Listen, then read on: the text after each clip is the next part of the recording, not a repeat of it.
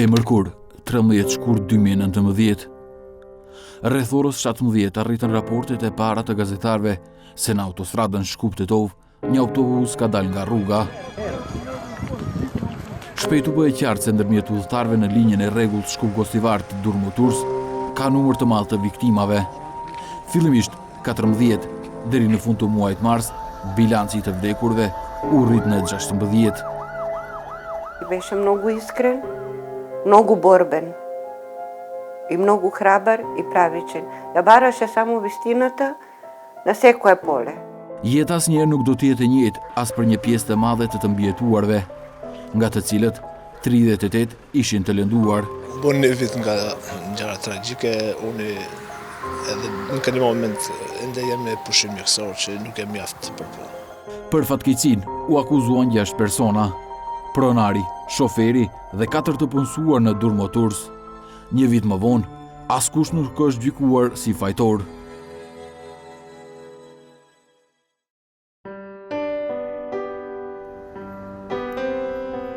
Fundi i ditës së parë të punës këtë javë në Shkup. Pjesa më e madhe të punësuarve në kryeqytet tani më janë në shtëpi. Por për qindra, rruga sapo fillon. Njëra prej linjave të autobusit e cila më së shumti u konvenon gostivarazve niset nga Shkupi në orën 16:15. Kjo është koha e njëjtë dhe linja e njëjtë e Durrëmoturs, e cila përfundoi me tragjedi para një viti. Autobusi është plot që në stacionin e autobusave në Shkup. Ndalet edhe në disa vende para se të dalë nga Shkupi. Gjithçka duket sikur në këtë linjë dhe me këtë transportues të mos ketë ndodhur ndonjë aksident i rënd. Nuk ka as shikime kurrishtare kur autobusi kalon në Laskarc.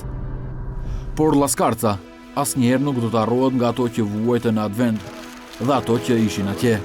Për gjithë banorët tonë, se me vërtet ishte një rast shumë i rëndë ku na preki të gjithëve. Ku ne ishim këtu në këtë vend ku jemi sot. Ishim mes shumë njerëzve që sot që Zotit janë shëndosh e rahat jam mes tyre. Nuk do të harrohet asnjëherë, ishte ditëzi për të gjithë. Shpëtimtarët dhe viktimat u mblodhën të njëjtën e kaluar para se të zbarë dita, në marshin për kujtimor deri në Gostivar. Në mesin e tyre edhe Mersel Neziri. I kujtohet si është ngjitur në autobusin e Durrëmoturs. Kujtimin tjetër e ka nga spitali. Kanë qenë vërtet një familje madhe që kena thënë bashkë sa vite. Është një humbje madhe për qytetin e Gostivarit. Inshallah nuk përsëritet kurrë dhe besojmë se së shpejti edhe do të dalin edhe shkaku edhe fajtarët edhe drejtësia më pak. Jo vetëm që nuk i ka harruar, Lulzim Dalipi ende i ngjen lëndimet. Në një moment ende jam në pushim mjekësor që nuk e mjaft për punë. Për fatkeq një vit kanë kalu edhe nuk kemi një epilog përfundimtar. Shpresojmë që të zbardhet e drejta dhe të fajtorët kryesorë të marrin dënimin që e meritojnë për këtë ngjarje. Ideja e mbledhjes ishte të lënduarit dhe familjet e viktimave të arrin nga Laskarca në destinacionin e fundit në Gostivar në orën 17:30, kur edhe linja e kopshme duhet të arrinte në shtëpi. Mendoj se është një simbolik shumë e mirë, në gëzon fakti që shumica e familjarëve të njerëzve të cilët e humbën jetën, 16 njerëzve të cilët e humbën jetën atë mbasdite apo atë natë, sot janë këtu dhe zbashku do të ecim këtë rrugë deri në Gostivar. Në Gostivar ndërkohë e takuan familjen Avromovski. Djali i tyre Bobani, i cili ishte student i modës dhe dizajnit, ishte fëmia i tyre i vetëm.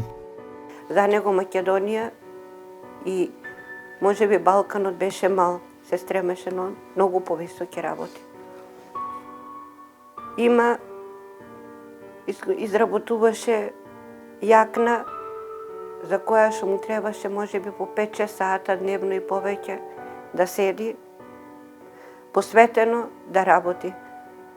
Црташе, креираше, само ноќе кога имаше идеи. Значи беше много искрен, много борбен и много храбър и правичен. Ja бараше само истината на секое поле. Sikurse Bobani që gjithmonë ka kërkuar të vërtetën dhe drejtësinë, Kështu edhe prindërit e tij tani insistojnë në të.